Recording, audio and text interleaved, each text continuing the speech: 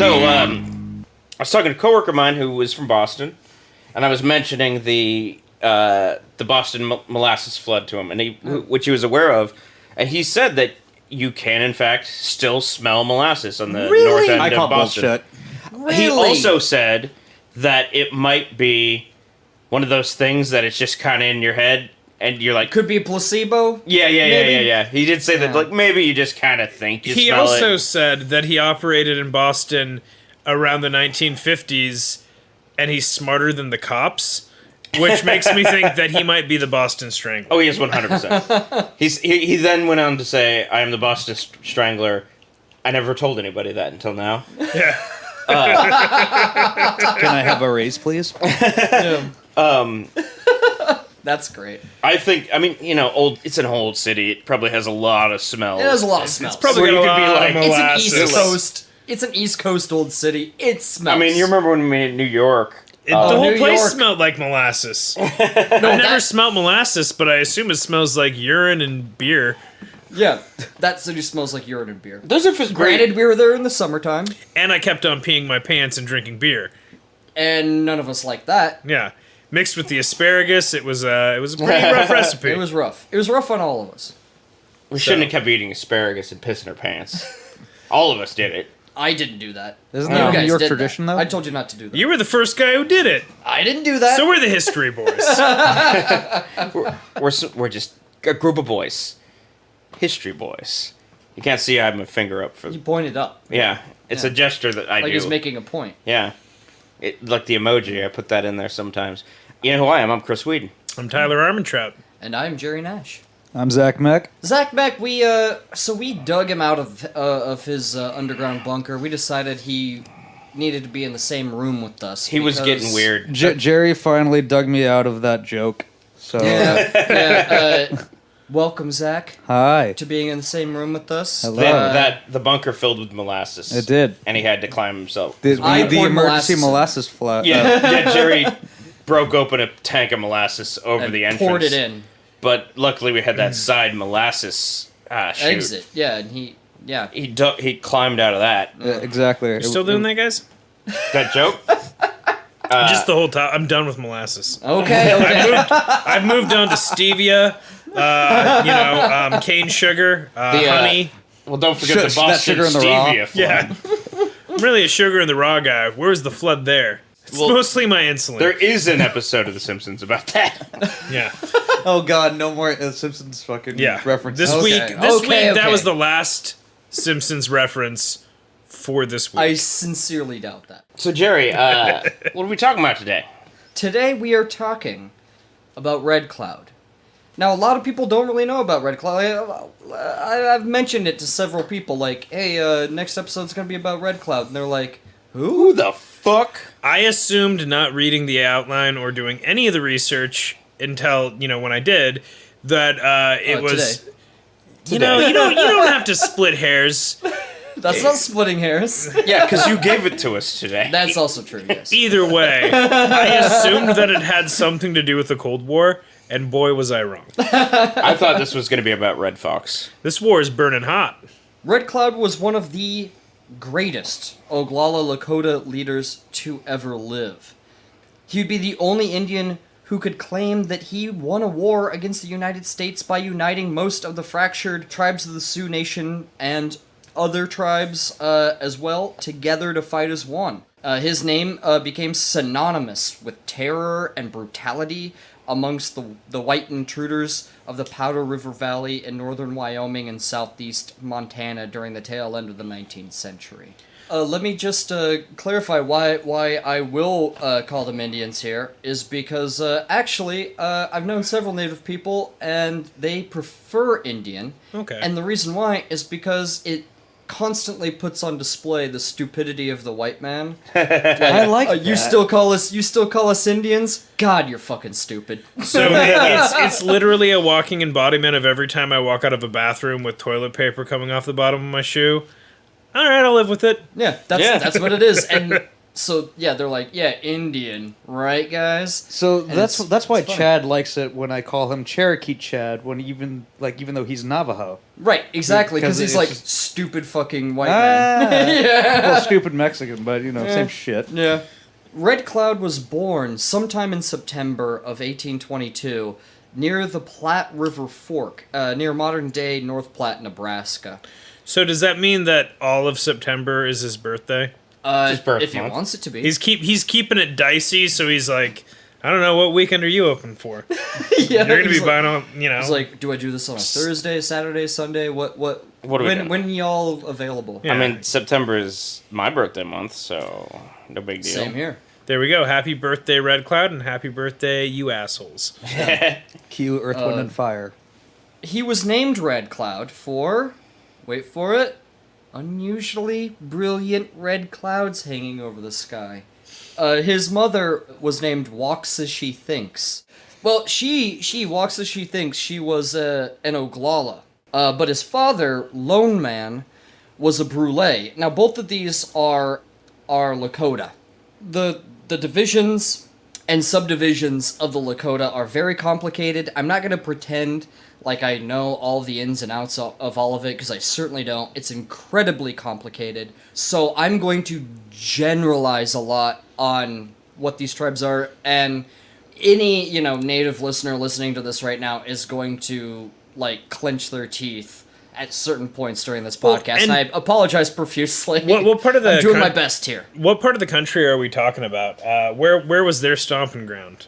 Well, they're stomping. Well, I mean, the Brule, they were. It's pretty nebulous. It was a lot of the Midwest, and a lot of the Minnesota, North and South Dakota. Which Dakota is Eastern Yeah. Sioux, and then there's Western Sioux, which is Lakota. Red Cloud later, which we'll see, he embodied the So Powder little River Missouri, little Valley. Kansas, the Dakotas, maybe Iowa, Kansas. Cheyenne were more south, like what you're talking Okay. about. Then there's Arapaho, and there's a lot of tribes that are involved here, and then Okay. subdivisions of those tribes. So it's just bear with me and just know that I'm doing a little bit of generalizing here. Doing his best, most of all. I just don't have a lot of time to really get into all the minutia.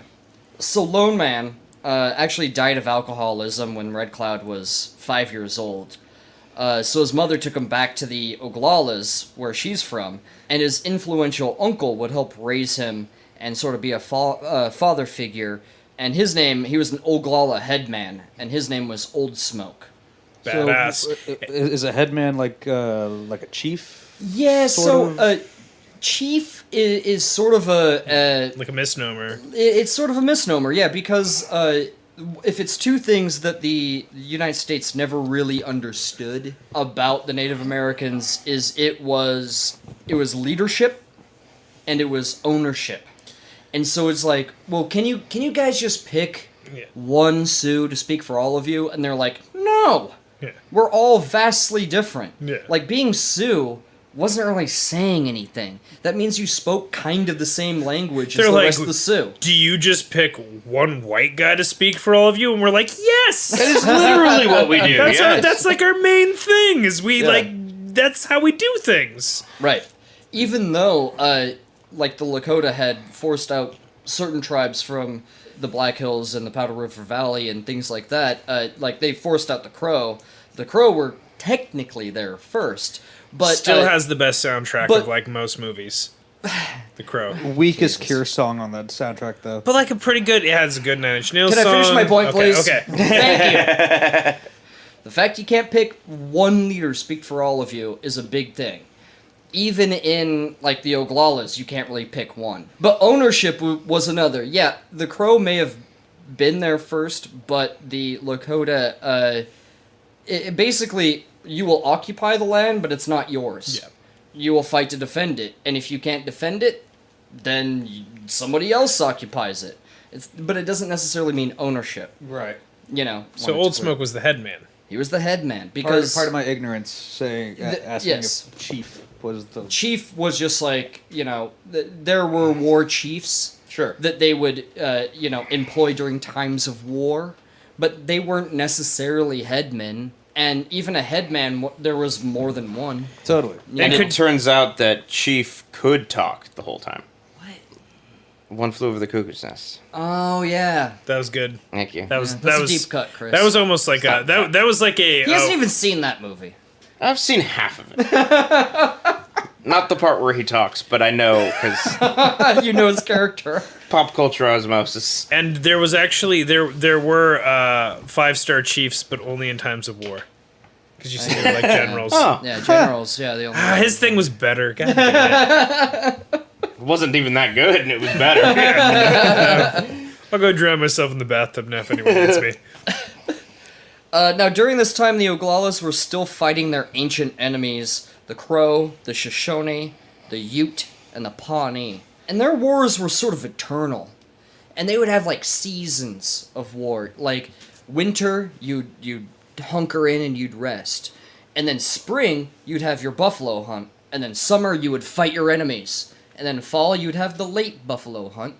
And then it would just continue. And that was their way of life. I like how it was just like, well, yeah, this is the season where we fight our enemies. Yeah, it was. And that's what it was. It was like tradition, Crow, like you didn't. Yeah, Crow hate Oglala. And Oglala hate Crow. And we fight them. You know, and that's what it was. Oh, And to this day, there's animosity between the two. interesting. Yeah. There's Yeah, like, it's crazy. There's like 4 guys left, and they fucking hate each other's guts. There's more That's than on 4. us. That's on us. There's more than 4. I know. Yeah. I that's hyperbolic, but Yeah. I was making more of a comment on And the fact of genocide. There's not Yeah, very many of them it left is- because of the American It genocide. is a criticism of white people. Yeah. That's Yeah. what I Yeah. get that.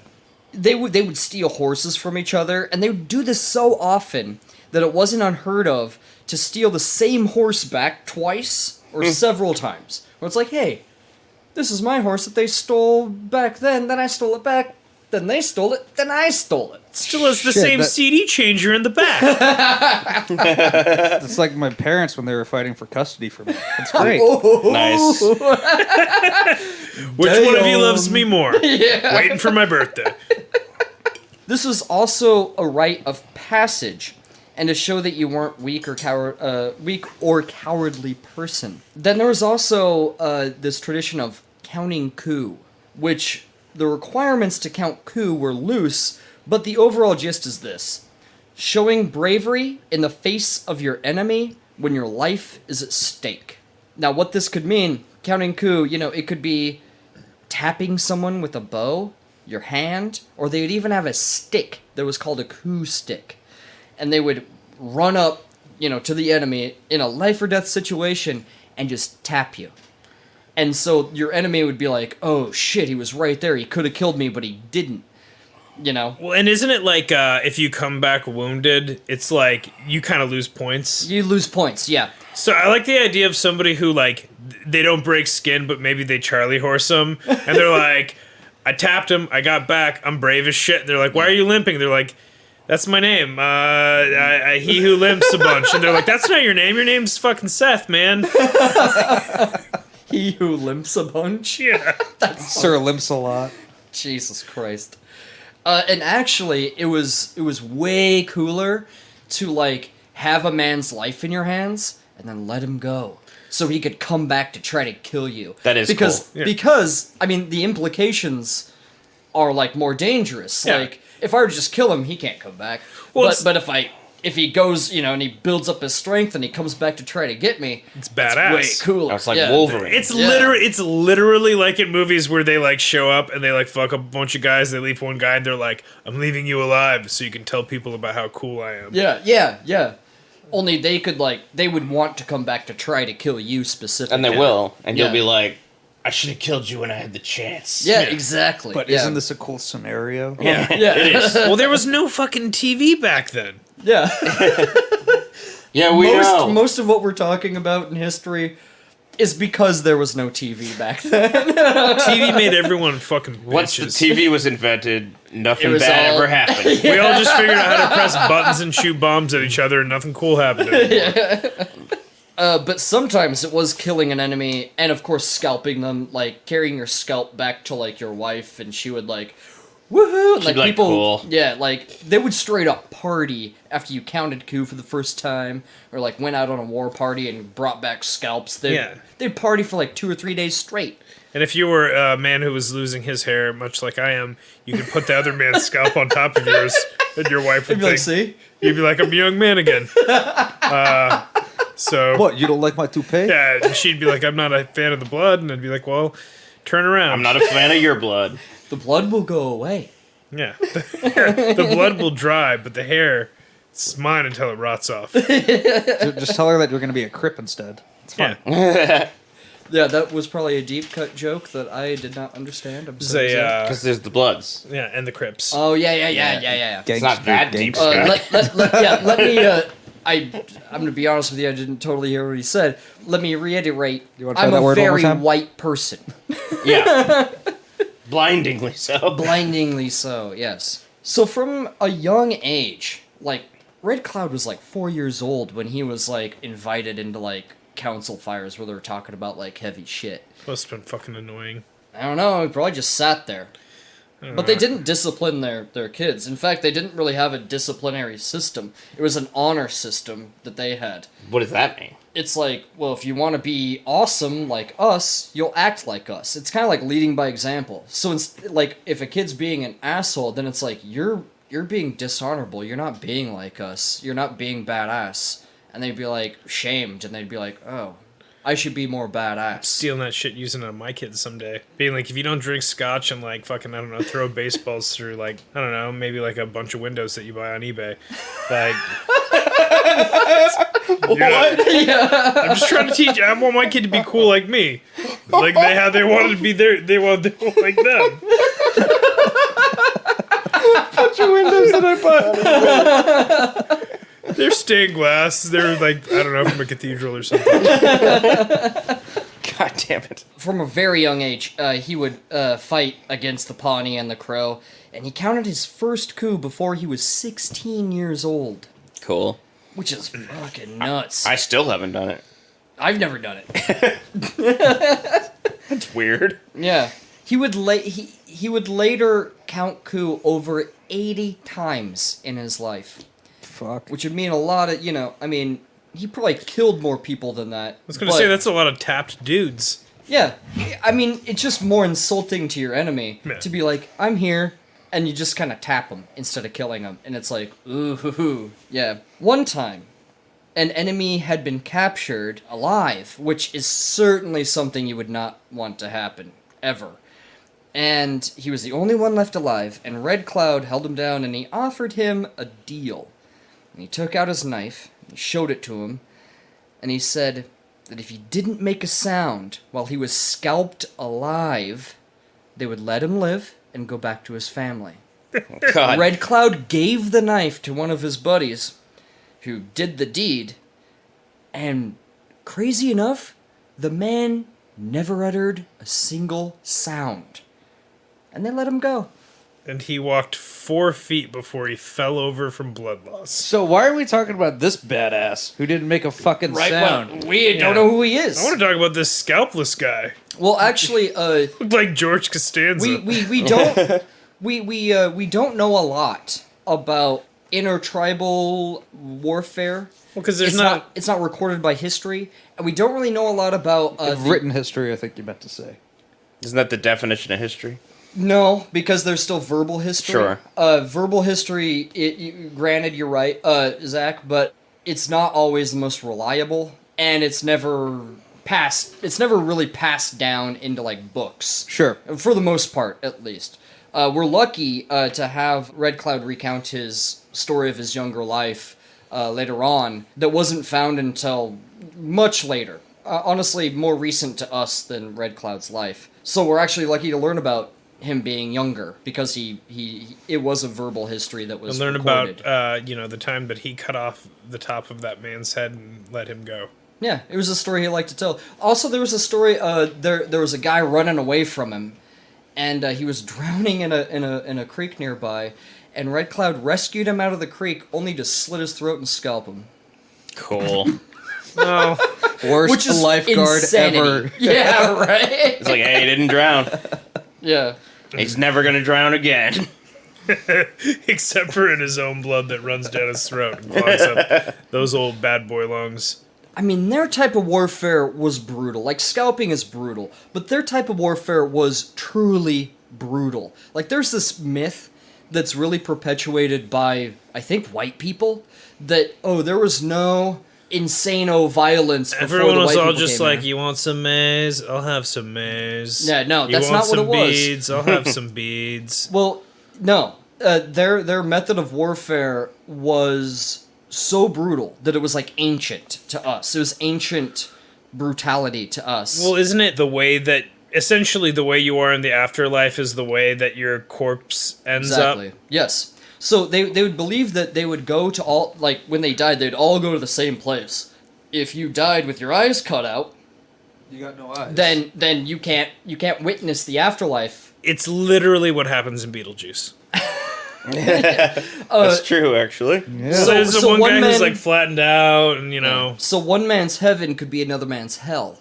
And so what they would do is they would mutilate corpses. And like a favorite thing they would do is cut off a guy's dick and balls and shove them into his mouth. But I mean, like in the afterlife, he could just spit him out and be like, "Well, that wasn't great, but like, I'm over No, it." you'd have to walk through the afterlife like that.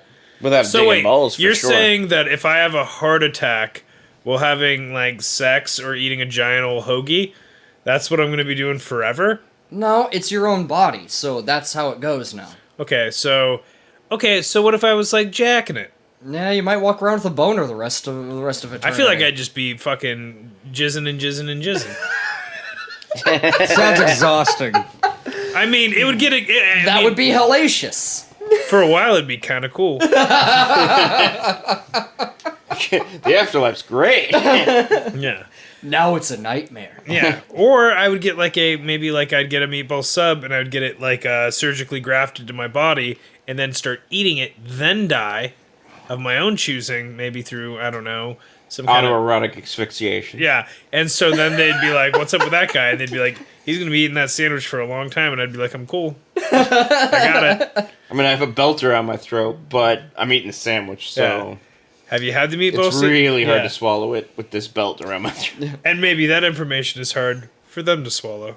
Nice. And it was certainly hard for the whites to swallow, because this is not how they conducted war. They formed up in lines and gentlemanly shot each other. Honestly, I feel like this way, like the Native American way of conducting war, is embracing the fact that you are actually conducting war. You're not being a gentleman. You're not being civilized when you're making war. Well, War is the most uncivilized thing you can do. Right. Yeah. Well, and what was it? The revolutionaries during our revolution, the American Revolution, they took on native strategies. They hid behind trees. Yeah, and used guerrilla warfare in order to beat the British. So it's and no that surprise. was considered ungentlemanly and was, yes. against the rules of war. Yeah, But they would still form up lines and columns and whatnot, and they Right. would do that into the Civil War. The Civil War was Baby all steps. lines and columns and... guy on a drum and a guy on a Yeah. trumpet, and it's like, why are you Yeah. bringing the whole band in? You know? It's true. Such did his reputation as a great warrior grow that rumors started to spread that Red Cloud had magical powers. He could smell water from miles away, he could disappear and then rematerialize, that he couldn't be killed, and that he had the power of foresight. Which he kind of did, let's be real, and which we'll get to. That's the only one. That last one is the only one that seems like okay, being able to disappear and reappear. Okay, so you got a blanket with some trees drawn on it. Good for you. A blanket with some trees drawn on. People were simpler across the board back in the day. In They addition, were a little bit more complicated. and I mean, than I don't know what's in the water. Is there pizza in the water? Because I remember one time a pizza guy came through the apartment complex when me and Chris were out smoking, and then I was smoking, he was just with me, and I knew a pizza guy had come through there. So maybe though there was something really good in the water, maybe. or he was close to the He ocean. smelled the pizza. He's like, I smelled smell the pizza ocean. They're like, we all smell the ocean. Pizza Red was Cloud. here. Was his exact Pizza's words. been here. Yeah. The pizza's been here. Now, Red Cloud, of course, didn't do much to dissuade these rumors. Of course, he wanted people to think that he had magical powers. And in fact, he did everything he could to enforce these rumors. Now, once he was on... this is a great example. Once he was on a raiding party to steal horses from a rival tribe, and during the melee, he was separated from the rest of his men, and while he was among, like, the corralled enemy horses, and he kind of looked up and he was like, oh shit, they're all gone. So he ducked down, and he crawled on the ground, like, between the hooves of these horses. Cool. And he realized, like, the part where he came out in was, like, in the middle of their camp. He was like, shit. So he grabbed a blanket, this buffalo robe, and he wrapped it around... The one with the trees drawn on it? Sorry. He grabbed a buffalo robe and wrapped himself in it so no one could really see him. And he walked directly through the middle of their camp so he could get to, like, the river on the other side. Mm-hmm. He was walking through, you know, trying to ignore everybody, trying to be incognito, and pretty much everybody ignored him. But one lady, as she walked by him, like, said something in her language that he did not speak, and he just, like, grunted. He was just like, It's like, what are you gonna do, yeah? Yeah, and then just kept going, and nothing happened. He stole one of their boats and left. Wow. They're like, Ended up somehow, like, showing up at a Brule camp, and they're like, oh shit, Red Cloud, you're here? And then he's like, yeah, man, fucking crazy story. meanwhile, Yeah, they took him back to the Oglalas. they're like, some guy's like, hey, where'd my blanket go? I'm cold. And some other guy's like, hey, where'd my boat go? And then another person's like, where'd my Groucho Marx glasses go? Yeah, with, like, the fake mustache and the big nose. Just fucking snuck Yeah, right cigar. through. When he showed back up at the Oglala camp, they were amazed. They were like, holy shit, we thought you were dead. And, like, it reinforced this whole thing that he could not be killed and that he could just materialize in certain places. Oh, right. You know, Selling the myth. it was extremely common for Oglala men to marry several women during their lifetime, but the first one that they would marry always held sort of a top spot. They were sort of the more important one. The bottom bitch. That's what I was about to say. I was about to say that too. I feel bad saying it, but I feel a lot better that you guys were gonna say it too. Now, Red Cloud was in love with two women, and that's Pine Leaf and Pretty Owl. He liked Pine Leaf more, but considering Red Cloud's father was, let's face it, an alcoholic Brule, which would be a black mark on him that would follow him the rest of his life, and the fact that he was half Brule and half Oglala basically took him out of contention to ever really be a full-fledged headman anyway. He decided to marry Pretty Owl first. An alcoholic brulee actually sounds pretty good. Like if it had some brandy in it or something and they burn off the alcohol and it's Absolutely. just... It's my last creme brulee joke. He wanted to marry Pretty Owl first because her family was better connected in the community. She had just a higher standing. And he really wanted to explain to Pine Leaf that he would marry her after this, like, 7-month grace period. Like, you had to be married to one person for at least 7 months before you could moralistically marry someone else. That makes sense. And the honeymoon's over.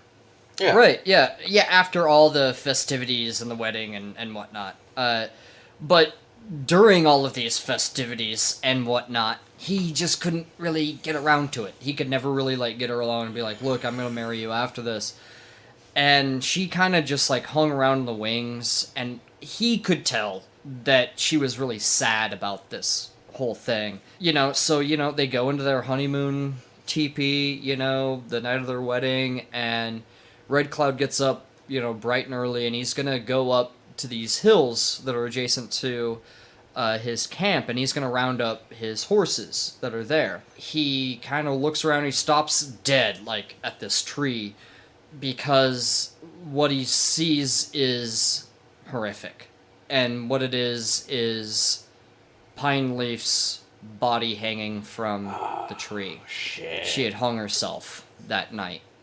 Right there. Just out of curiosity, and I don't mean to be crass, but what kind of tree was it? I actually don't know. You're wondering if it's a pine tree. Yeah. That's Moving not funny. on. There was It was an oak. There was a period of intense mourning that came over the tribe. They went so far as to tear apart their honeymoon teepee, and like the whole community helps build it, and so they all tore it apart. They cursed the name of Red Cloud and Pretty Owl. It was just this whole like this big thing, and they just sort of had to just kind of like wait it out, kind of a thing. Did Red Cloud and Pretty Owl also help tear down the No. team? Okay, No. 'cause So if he's they were almost like, yeah, like- guys, yeah, it's fucked up. Like maybe He was you know. almost a pariah from birth, and then more Right. so after this. Right. This is a And good story. I'm just saying. It is. It truly is, and it's incredible. He's like Wolverine. Yeah, it's incredibly tragic. I think I said that already. Throw a layer of sauce red on top, you know? Yeah. During Pine Leaf's funeral, they took her favorite pony and shot it, and buried it with her. Aw. And Second favorite pony wondered why it didn't get shot, because they'd always thought it was the favorite. It's like, you told me I was the favorite. Yeah, at least I assumed so.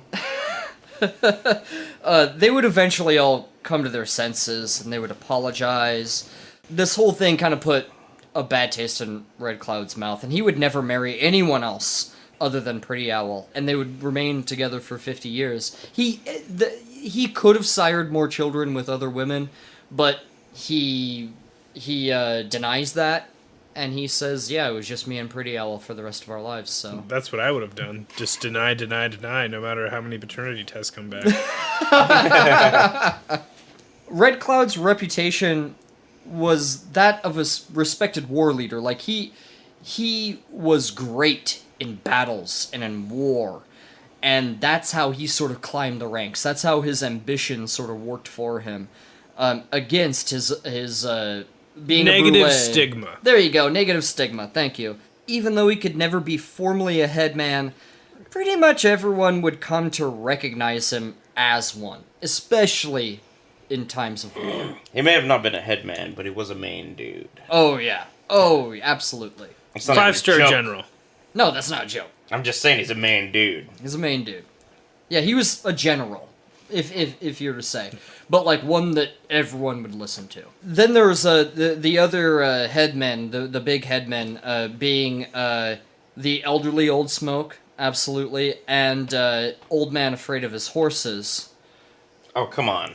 I I- know. wait, I so know. who's- I'm waiting for it. I have What do you got? I have nothing to say because it's all right there on the page. Old man afraid of his horses. What were they doing? That is not fair to say I can't. Like, they made fun of that guy, like, They're like, by giving him that name. No, well, no, they shouldn't actually, have given him such scary horses. Wait, so he received that name when he was a child?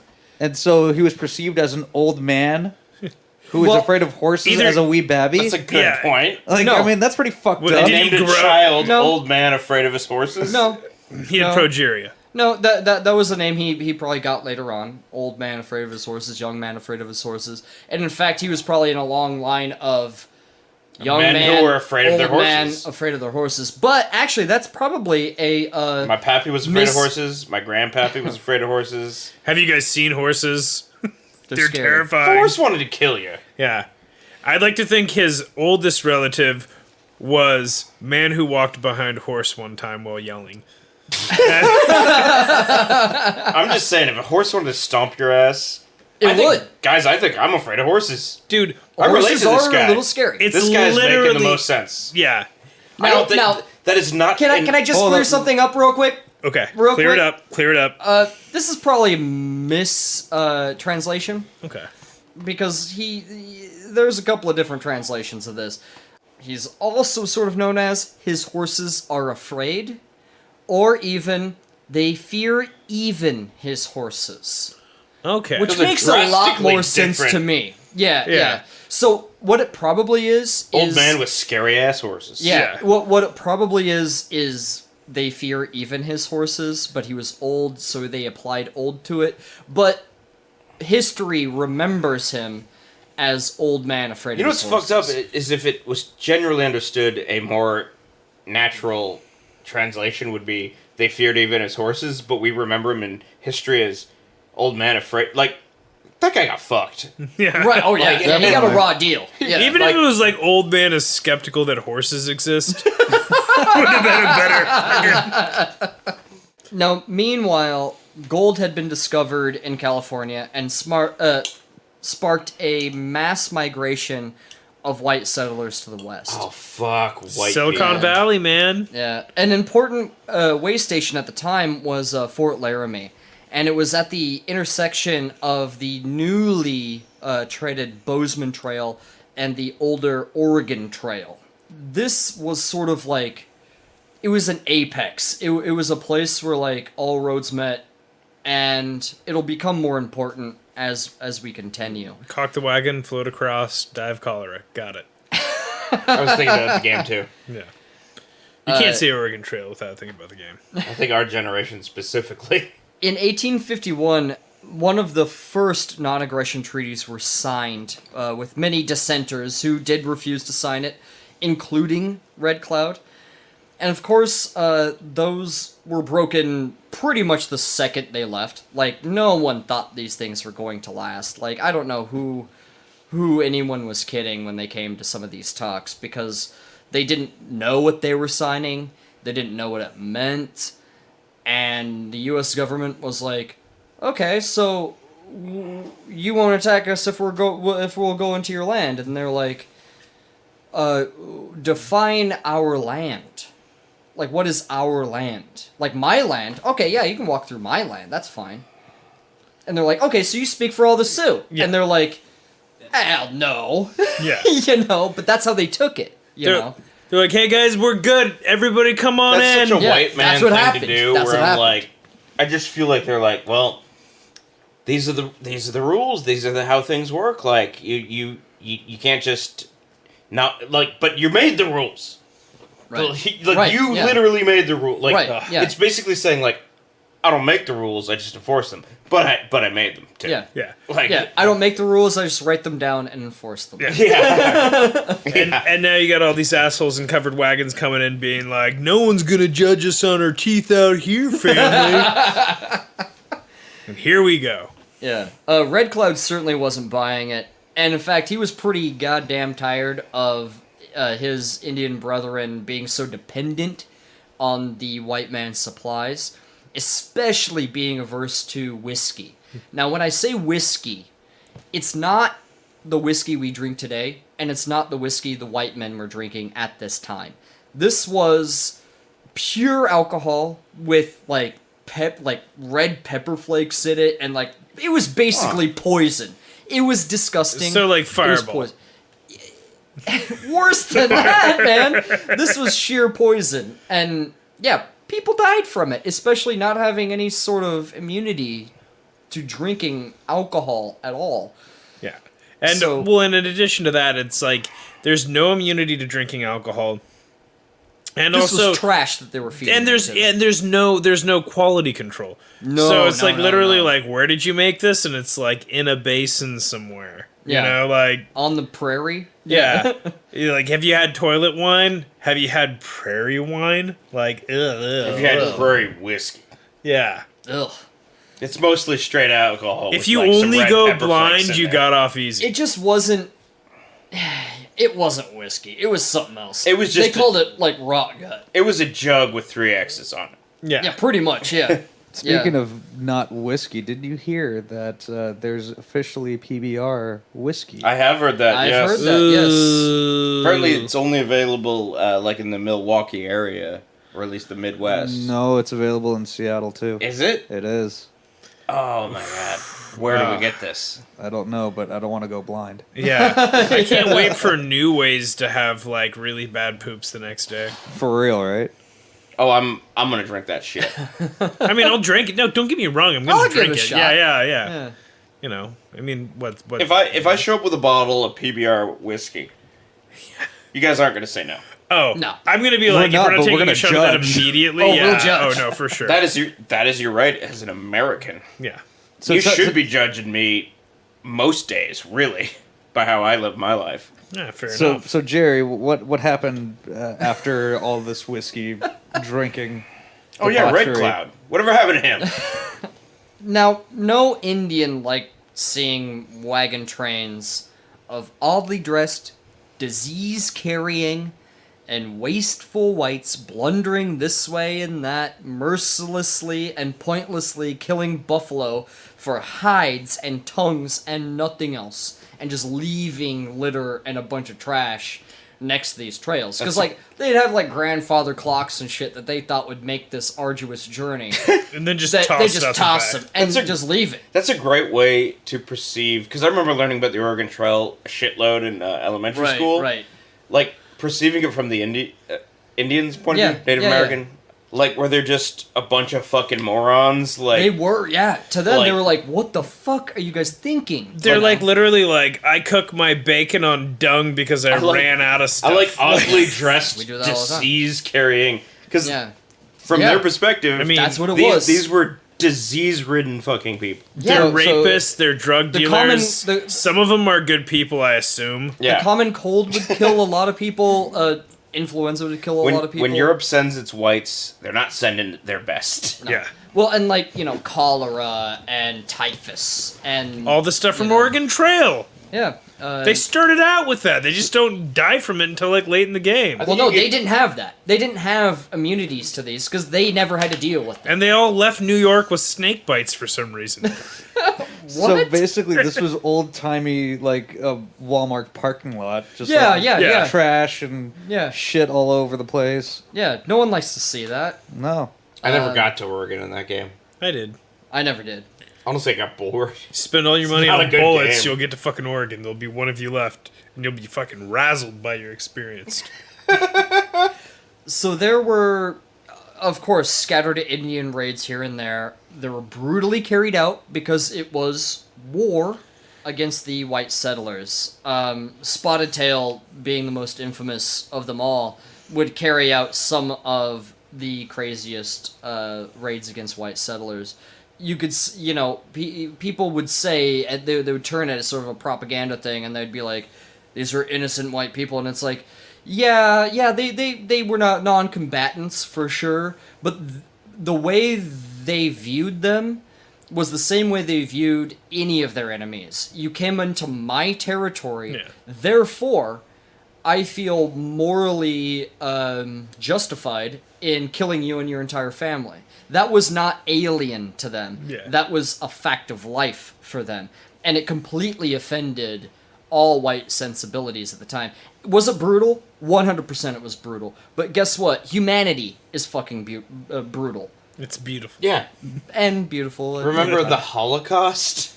It's man's inhumanity to man that will always be there and has always been there. But like they would like straight up like display their bodies like they would any enemy to freak out other white settlers. And that would freak you out, having displayed rotting bodies like next to the trail you're going down. And I thought that they were just nude and hanging, and they were like, "Oh, no, clutch like my pearls." There's like skeletons on poles Very with, like, nude. with like arrows in their chest cavities. Can't get more nude than skeleton. Just saying. That's a good point. one If thing you're a that- Puritan and you see a skeleton, you're like, I everything's do declare. yeah. do you think that these guys would like Vlad the Impaler? I know, I was Do you thinking think that they- too. Honestly, Vlad the Impaler is a lot like some of these people. Like it was their land. They did not want anyone there telling them what the fuck to do. So yeah, Vlad the Impaler would have been probably right at home with the Sioux. Well, and this wasn't Absolutely. like, it wasn't the world of laws that we know as current. It was the Outback Steakhouse. There was no rules. It was just right. And, Jeez. Whole lot of bloomin' onion. a whole lot of bloomin' onion. And we're- by bloomin' onion, Boy, we're I getting mean some murder. stuff mixed up. Outback. To put a number on it, trail deaths in 1850 alone were 5,000 people. Oh, That wow. means like almost Is that trail deaths across the board? Across the board. We're talking cholera, we're talking... that's everything. That means Yeah. a third of the people that left like Independence, Missouri, seeking out on the frontier, a third of them never made it past the Jesus, Rockies. those are not And good odds. 100% of them didn't get all of the information. Yeah. Yeah, If the internet 'cause- existed, yeah. if they knew They- that those were the odds... Well, they straight up had people. 1-star reviews across the Well, board. they straight up had people telling them, "Oh, it's this beautiful land full of riches, and oh, it's so great, and they get out there, and they're in the middle of goddamn Nebraska, and there's fucking nothing there. And they're like, what the hell am I going for? They said it was Sounds like free Nebraska and no. now. Yeah, yeah. They Nice, said, got him. And they were like, oh, wait a minute, you guys are already here? Okay. They said no one was gonna judge my family on our teeth, and everyone's Yeah. judging us out here. Yeah. Now, it wasn't too long before gold was also discovered in the Black Hills of Montana, the Oh. most sacred place for a lot of Plains Indians. Pretty much all of them. Their origin story, like their like creation story, comes from this place. It is the most sacred place. So they have sort of a creation myth. They do, yes. takes- Surrounds this place. Interesting, It's the okay. most sacred place of. It's almost pretty like much all Mount the- Olympus. Yeah, pretty Sorta. much. It's the Mount It's Olympus. like it's Garden yeah. of Eden. Yeah, kinda thing. yeah. They even went so far as to call it the heart of everything that is. That's so Interesting. pretty. Yeah. And actually, a big source for these episodes we're going to do about Red Cloud is from a book called The Heart of Everything That Is. And honestly, it is the probably the best nonfiction historical book I've probably ever read. I've read it twice. It's just so good. It's such an amazing book. Even if you're not a super history fan, such a good book. Cool. I would recommend it to anyone. Now, Red Cloud's territory was southeast of the Black Hills, what's called the Powder River Country, and it was smack dab right in the middle of the way of the Bozeman Trail. The Bozeman Trail went directly through it.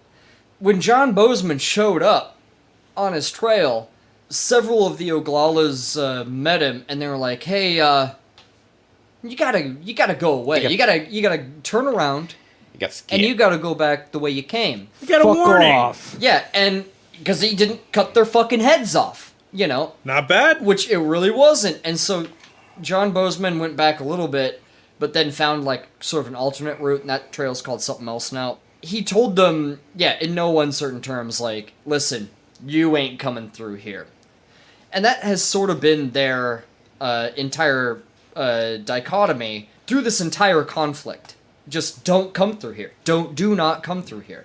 But the whites were like, we're gonna come through here. Yeah. Yeah. They're like, I like the suggestion. Good feedback, but Good feedback, I think I'm gonna but, do my own thing. It's not really up to you, and I mean, like, Yeah. profits. We're white people, Stones. and we love profits. Well, and they needed the gold. The United States needed the gold because they're broke after the Civil War, and any gold fields that they could find. They're like, are we out of Mexican gold? Can we find gold anywhere else? Well, not quite yet. Yeah. Silver was discovered in Nevada as Yeah. well, but gold. I mean, that would stock the United States Treasury if they had that. Needless to say, though, Red Cloud really wanted that Bozeman Trail closed.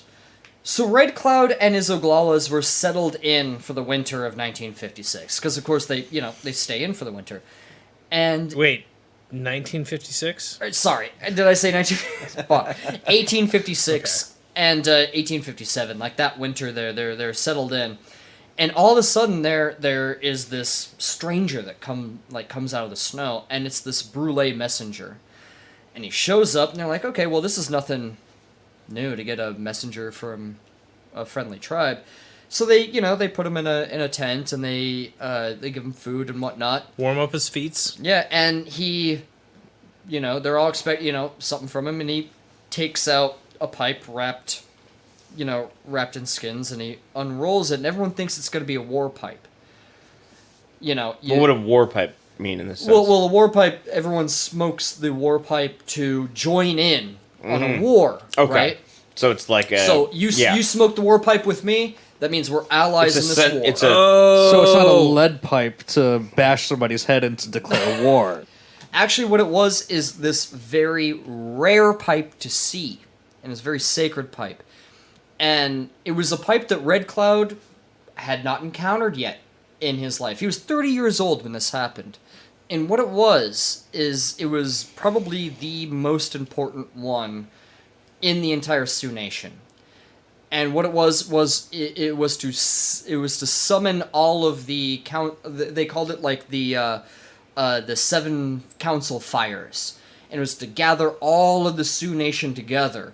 It was to have a meeting of the minds, so to speak. And he gave it to him, and as this like beleaguered messenger was like eating his food, and he told them this. He said, "Enjoy your winter, have a great spring buffalo hunt, but come summer, you're gonna meet up with all of us, and decisions have to be made about like what is Elrond. going to come next." They took it very seriously. Again, this is one of the most. It's one of the most respected symbols in their culture. Honestly, for thousands of years, tribal elders would gather in this holy site. They would always meet in the same place in South Dakota, modern-day South Dakota. And there hadn't been such a turnout in really generations. Nearly 10,000 Indians were present. Sitting Bull showed up, as was a young Crazy Horse. Crazy Horse was 11 years old. Oh shit! Now Crazy Horse was he was Barely almost even- kind of he was kind of a drifter. He would go between brulees and hog papas and Oglalas. He was kind of a wild card kind of guy. Kind of a crazy guy. Kind of a crazy A bit of a horse. But as crazy it- horse. As a And younger he's gonna man, get his own episode. I would by the way. imagine he wasn't as crazy as a young guy. Oh no, He was no, just as that's crazy. where he got his name. But that is a Should call story him for a different consistent time. horse. Consistent disposition horse. Yeah. Now, there were moderates in the group, such as Old Man Afraid of His Horses, and his son, Young Man Afraid of His Horses, Nah. and others, but Middle-aged man also afraid of his horses. but Red Cloud and Sitting Bull were the strongest voices that advocated for an all-out, united war against the white incursion into their lands. Hell yeah. Yeah, right? Yeah. Fuck yeah, right? They all agreed on areas that they would command. Like, if it's one thing that they could all agree on, is like, okay, you take this area, I'll take this area. And Red Cloud took the Powder River country. They agreed on nothing else. Question. They did not agree on whether or not to go to war. The Powder River country, was that full of cocaine? Yes. You wish! Yes. The thing is once you pour the coke into the water, it's practically useless. I mean, you could drink the water, you could try, but, you know. I mean, if you have it in a cup, it's probably fine. That's what Sherlock Holmes did. Sorry about that terrible joke. In February of 1861, some Cheyenne and Arapaho had signed a new treaty. Now, treaties are being signed by different groups of people all the time. All of them broken. None of them truly taken seriously. But the Cheyenne and Arapaho had taken this one seriously. Like, yes, absolutely. No more hostilities. You give us supplies, you know, we'll be nice, you know. There's a give and take, scratch each other's backs kind of a deal. And then there was certain parts about the treaty where it's like, well, if we summon you to a certain place, you got to show up and we're going to parlay. We're going to talk about whatever's going on. We'll wrap. So they were summoned to such a call, but first they had to go to Fort Lyon to kind of figure out where they were going to go to parlay, right? Turns out it was going to be in Denver. And they were like, okay, great. Oh, you can go skiing. You're right. Now, there was this commander at Fort Lyon, at Fort Laramie. He kind of bounced around. He was appointed to deal with this so-called Indian problem. Now, was it a problem? Yes, but he didn't have to deal with it in such a way. Well, it's probably also a problem because of how the whites fucking That's what I'm fucked saying. him over. Yeah, that's what I'm you saying. know? Yeah. The problem is like we fucked over these native people to Yeah. the point where it's an issue now. Yeah, and the guy that they chose to kind of deal with this at this time, in this particular area, he was a real piece of work. He was an outspoken, unapologetic Indian hater, and a Methodist preacher. No. And his name was Colonel John Milton Chivington. He was an enormous man at 6'5", 260 pounds Of muscle. of fat. He was a fat man. No, I've seen the pictures. He is... He's a big boy. Yeah. and not like in a cute, chubby way, like Like Chris in a Pratt fat in piece of shit way. in like Parks Parks, and and Rec, yeah. Speaking of Pawnee, but yeah, no, in a gross, like, you know, like, I don't know, just like a gross, like, probably we've seen You them. can smell them coming. yeah. Yeah. Yeah, those people aren't in movies, so there's nobody to compare them to. Yeah. But They call me Pastrami Jack. like Fat Bastard, yeah. Yeah, fat bastard, I guess, is the closest you come to Colonel Chivington. which is body shaming, and I won't It's have not it. a thyroid thing, is what we're getting at. Okay. It's called gluttony. Yeah. Yeah. And that's one of the Well- 7 deadly sins. Here's a quote to really sink the nail home of what the kind of guy Colonel Chivington was. Quote, "Damn any man who sympathizes with Indians. I have come to kill Indians and believe that it is right and honorable to use any means under God's heaven to kill Indians." Right, guys? Wow. It's fucked up, right? That's racist. That's fucked up on all fronts. That's fucked. He's talking about straight up genocide. He's cool with genocide. You right didn't now. nail the sound of his mouth being full of gravy, but besides that, I think you really crushed it. I just want to show these Indians, guys.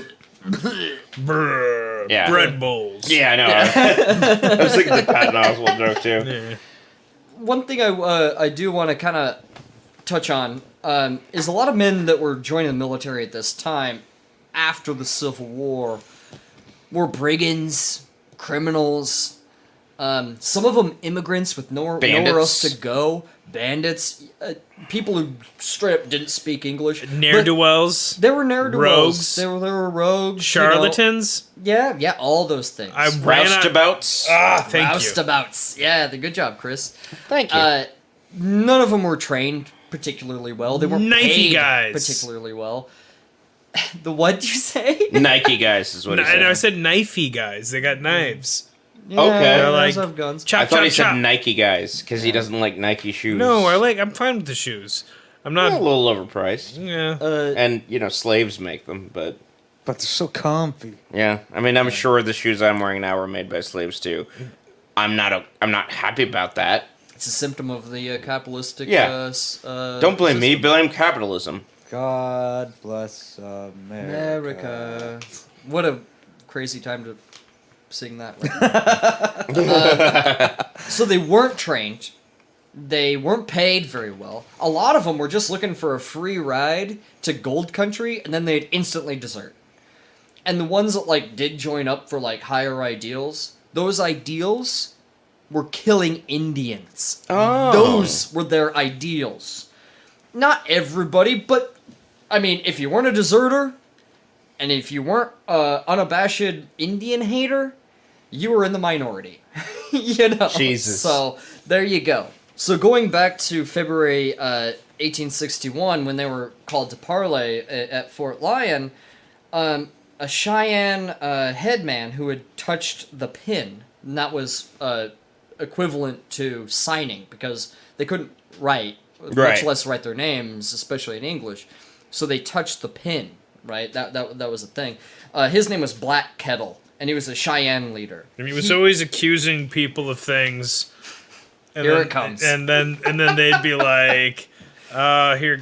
I like when you specifically said you weren't going to make this joke, and here it is. Pot calls the kettle black. Get Okay, it? yeah, Next. okay, yeah, next. Okay. Yeah. He showed up as he was supposed to, Not everyone was there, and that really pissed off Chivington. And Dude, fuck Chivington. yeah, and Chivington was like, they were like, well, you guys got to relocate at Big Sandy Creek. And they were like, okay, but, some of them resisted. They didn't want to leave their home. Some of them resisted, and, they were forced eventually to go to Big Sandy Creek. And Big Sandy Creek ended up being, a pretty big village. I thought you were going to be like, it ended up being a pretty cool spot to hang out. But it really pissed off Colonel Chivington, this, weird slight that not everybody showed up. He demanded respect. Yeah. Now, to add fuel to his fire, sort of in the background, there had been numerous raids in 1861 from Cheyenne dog soldiers that were not a part of this group. But again, this is something the Americans did not understand. that, oh, these Cheyenne are not friendly. They are still hostile. And they're like, well, what about you? It's like, well, we are friendly Cheyenne. It's like, well, how can somebody speak for all the Cheyenne then? Yeah. I thought that was you. You know, and it's like, well, no, I those can't. other guys. Well, and they're like, I can't control all the other Cheyenne, and I can't control even my own warriors. So keep that in mind, you know, because that's not how our society works. But it's something that they could never get. So this whole thing really ate at Chivington. He's like, you know what? They just need annihilated. Ugh. I just want. And all the buffaloes finish this for spaghetti. Chivington. He just reminds me of the fat boss and F is for Father. Yeah. You know what I'm talking Yeah, about? yeah, I Like, do. chain smoking and eating like buckets of chicken. Yeah, right, Like, yeah. This is what Chivington reminds Yeah. me of. Fuck Chivington. I mean, I don't want to body shame the guy because, you know, it's not fair. But fuck that guy, so... I'm body he's- positive, but how the fuck do you be that fat back then? He's a big piece Yes, of I shit. There wasn't agree. even McDonald's. He's a big piece of shit, and he's also fat. So I'm gonna make fun of him. Yeah. I'm make He fun was like of a really nice fat guy. I wouldn't even talk about how fat he is. There's nothing wrong being heavier, Yeah. but there's something wrong with being that guy. We're not Oh. punching down. We just want to clarify. We're just chewing through the fat. Chivington was a piece of shit. Yeah. He just happens to be fat, and I'm gonna make fun of him for it. So he always thought of this as like a slight. And then years later, in September of 1864, he still carried this sort of like grudge. And he Sounds would like always he's have carrying a lot of weight. this- Yeah. All right. He's really gonna make a meal out of it. And again, the Cheyenne and the Arapaho, they would go to Fort Lyon. They'd set up, you know, okay, we gotta go to Denver. Yeah, we gotta go through these peace talks. They're like, okay, we went to Sandy Creek. It's about 40 miles away from Fort Lyon. For their, quote, own protection, they had to go to Big Sandy Creek. So the U.S. military could protect the Cheyenne and Arapaho, which is a fucking laugh. That sounds like a fucking like mob shit. Like No, what they're doing is they're Yeah, putting yeah, them yeah. into concentration camps. It's like Jon Favreau being A reservation Iron is a Man's concentration butt. camp. Yeah, well- Make no fucking ifs, ands, or buts about it. Yeah. yeah, got but, 'em like, all we over need the to, countries we need if to you ever wanna protect go them see from one. us Yeah. by forcing them into this. Small area. Yeah, Yeah. fucking. We're just Assholes. reserving the right to concentrate your population. Exactly. In into a one these- small area that we can control. Yeah. Yeah. That's a definition of a So concentration. that we can protect you from us killing you. Yes. Which didn't even work, as it will soon turn out. Spoiler. They were told that no harm would come to them from the American military if they flew an American flag and a white flag underneath the American flag at their camp, which they did. Black Kettle did this. So, because not everyone showed up to Fort Lyon, because there was resistance in leaving their land for Big Sandy Creek, Chivington had had enough and gathered his army of over 400 men and marched on Big Sandy Creek.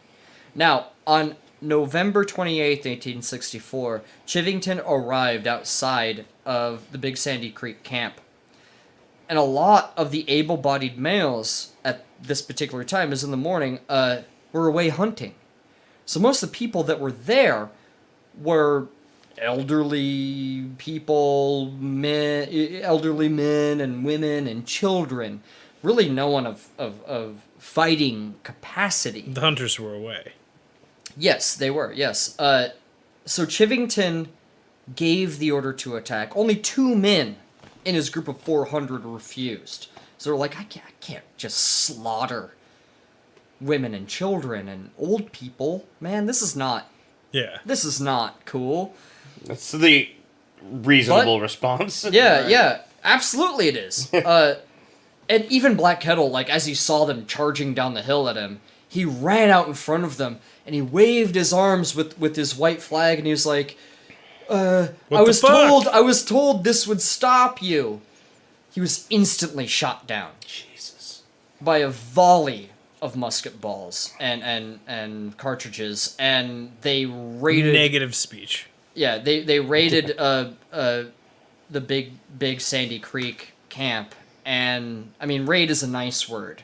They massacred numbers are still hazy to this day. Chivington himself, when he later went on trial in front of a congressional hearing for this, he would say himself that there was somewhere in between 500 and 600 Indians killed at Sand Creek, and which is insane. And the fact that he would say it so confidently and so, without batting an eye and not feeling any source of remorse, means so much more. Like, it probably wasn't. It was more like 130 died. 100 of them were women and children and old people. 30 of them were able-bodied men. So you're saying he upped the numbers? Oh, he upped them because he felt proud That is of so how many Indians he killed, gross. including just women and children. It was disgusting. The survivors that had spread, they ran north, and where else could they go? But they ran to Red Cloud. Because Red Cloud was always like, fuck these guys, they're liars, fuck them. So they ran to Red Cloud. And when they got to Red Cloud, there'd been some, like, confusion, or I wouldn't say confusion, but, like, there had been some, like, awkwardness between the two, because they had touched the pin, and Red Cloud had refused. But when they got to them and they were like, dude, this Sandy Creek thing, and they told him all about it. They're like, we never got along. Yeah. But yo, check this shit out. It's fucked up. Yeah. Red Cloud went from confused and awkward to downright furious. Of course. After this. It was awful. And yeah, the people back east, they were appalled when they heard this. But not really. Yeah. Like, because these people far away that don't look like us. Because you know what the New York Times called the massacre of Sandy Creek at the time? They called it the Battle of Sandy Creek. And everybody, all the media during that time, they would always call, when whites would kill Indians by large numbers, they'd call that a battle. But when Indians... Like the whites were protecting themselves. But when Indians would do the same thing, only in much less numbers, to the whites, they'd call it a massacre. Oh shit, this is from Iron Man 3. What happened in Iron Man 3? There's a part where Never mind. I'm kidding. Go ahead. There's a part in Iron Man. There's a part in Iron Man 3 where the Mandarin destroys a military base while their soldiers are on an exercise, and he's like, I'm teaching you a history lesson because let me tell you about the Battle of Sandy Creek, and he lays down exactly what happened, and he's like, that's why I destroyed this military base, because your braves were on a hunt. Your soldiers were away, and he was like, boom, history lesson over. And I was like, oh, cool, Iron Man 3. And I didn't realize what he was talking about. Wait, they straight up say this whole, the story of Sandy Creek? Yeah, the Mandarin destroys a military base, and then he goes on TV, and he explains the story of Sandy Creek, and he destroyed the military base while the soldiers were on an exercise to teach Americans about what happened there. That's fucking nuts. Yeah. It's actually a pretty fucking good movie. I feel like Iron Man 3... I mean, it's written and directed by fucking Shane Black. A lot of Marvel fans don't like Iron Man 3. It's like one of the best ones. It's fucking great.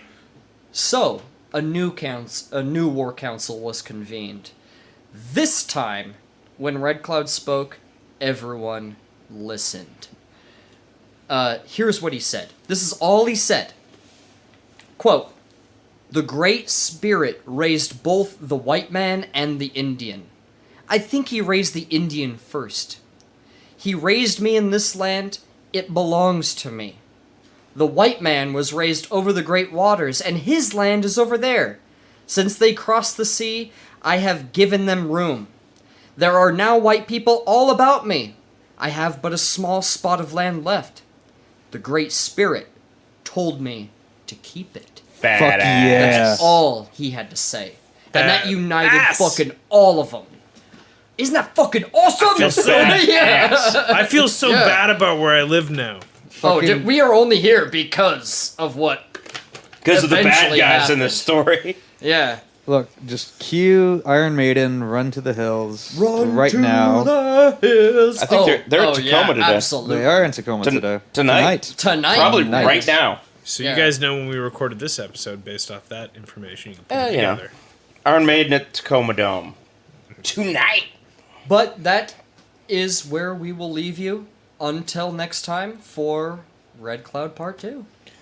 All right. We got so All right. much more red cloud coming at you. It's going to do. get so much worse. It's going to get so much bloodier, and It's going gonna to get worse before it gets better. It's going to get real vengeance-y. And then it'll get worse again. Before we close off, Yeah, quick am I the question. only person that, like, whenever they think of Chivington, I think of the fat guy from the Pocahontas? Oh, I absolutely do. He looks exactly like him. 100%. Savages. We're gonna That's post- exactly who I Yeah. fucking... We're gonna post pictures of these motherfuckers on our Facebook. Please follow us on Facebook and Twitter. But we will post pictures of them so you can see what they actually look like. And yeah, this guy is like a gross, meaner-looking version of the president at the time, which was Grant, General Grant. You know, I'm gonna just go on a limb. This is my opinion. It's not all the History Boys. I can't speak for you guys. Chivington, I don't like him. I don't like I him. despise him. I don't like him. I Not despise a fan. him. I Yeah. think I don't really want to talk about it because of things that might be involved with my family tree. And, Can I? I'm just kidding. He fucking sucks. I don't know. anything Can I? about him. Can I he's a just bit tell of an you? Andrew Jackson style character. Can I tell you what happened to Chivington? Because What? we're not going to talk about him in the next episode. Okay. Here's what happened to Chivington, real quick.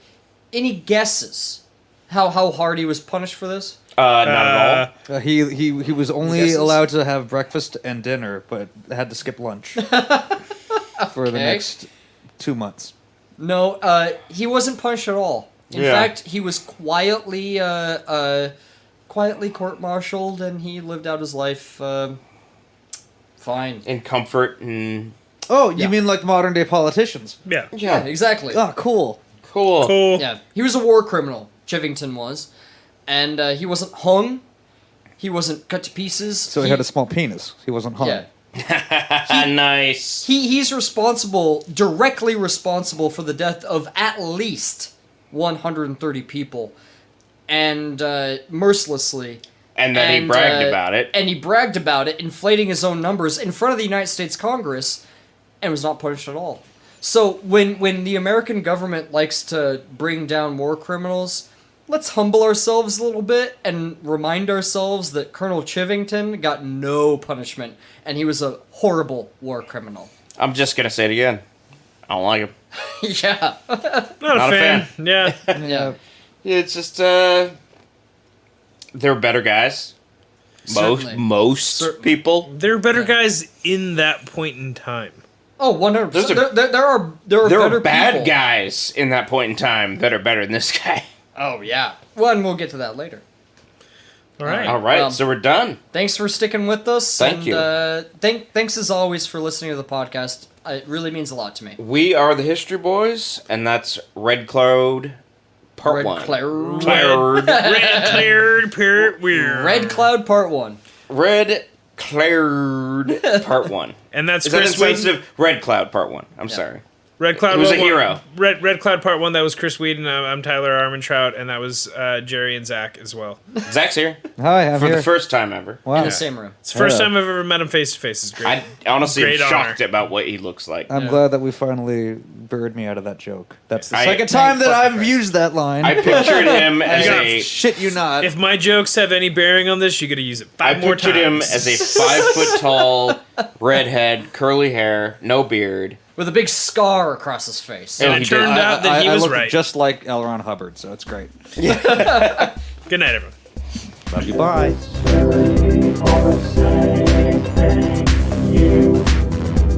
We had a lot of fun. We'll see you next time. Or I guess we won't, whatever.